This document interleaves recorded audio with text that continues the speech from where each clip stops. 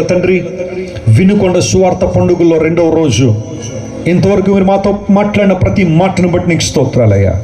నీ వాక్యము సజీవమైంది ప్రభువా, నీ వాక్యము నిశ్చలమైందయ్యా. నీ వాక్యం మా జీవితాల్లో మార్పును కలుగజేసేది, మా జీవితాలను బాగు చేసే వాక్యం నీది ప్రభువా. ఈ రాత్రి దావీదు జీవితం నుంచి 3 ప్రాముఖ్య అంశాలు మాతో మాట్లాడారు. తానెందుకు నీ హృదయానుసారుడిగా మార్చబడ్డాడో తెలియజేశావు ప్రభువా. ఇక్కడున్న మేమందరం కూడా నీ హృదయానుసారులంగా జీవించాలని నువ్వు ఆశపడుతున్నందుకు నీకు స్తోత్రాలు. ఎవరైతే నిన్ను తమ కాపిరిగా చేసుకోవాలని ఆశపడుతున్నారో, నీ చిత్తం చేయడం సంతోషంగా భావిస్తున్నారో ప్రభువా, దైవ జనం ద్వారా గద్దించబడినప్పుడు తమ జీవితాలు సరిదిద్దుకోవడానికి ఇష్టపడుతున్నారో, యేసు నామములో వారి జీవితాలు ఈ రాత్రి అద్భుతాలు జరుగును గాక. దేవుని బిడ్డలందరూ గట్టిగా చెప్పండి ఆమేన్. ఎవరైతే ఈ రాత్రి దేవుని సన్నిధిలో దేవుని అభిషేకం కోసం, ఆయన అద్భుతాల కోసం, ఒక నూతనమైన మార్పు కోసం రాత్రి దేవుని సన్నిధికి వచ్చారో, యేసు నామములో వారి ప్రార్థనలు అంగీకరింపబడును గాక. ప్రతి సమస్యకు యేసు నామములో పరిష్కారం దొరుకును గాక.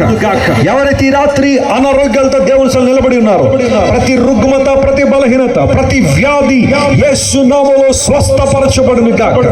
ప్రతి మానసిక దౌర్బల్యము యేసు నామములో స్వస్థపరచబడును గాక. ప్రతి విధమైన డిప్రెషన్, యాంగ్జైటీ యేసు నామములో తొలగించబడును గాక. హల్లెలూయా.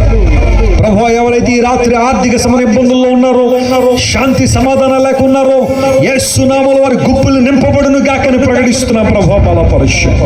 నీ ఆత్మశక్తి చేత ప్రతి ఒక్కరు నింపండి అయ్యా.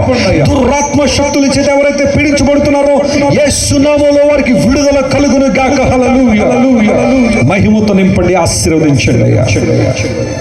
రేపటి దినం జరిగే సభ నీ చేతిలో పెడుతున్నాం.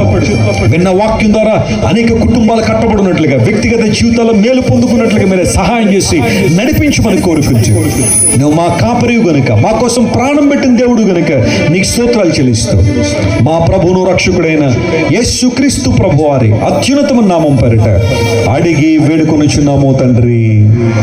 ఆమేన్.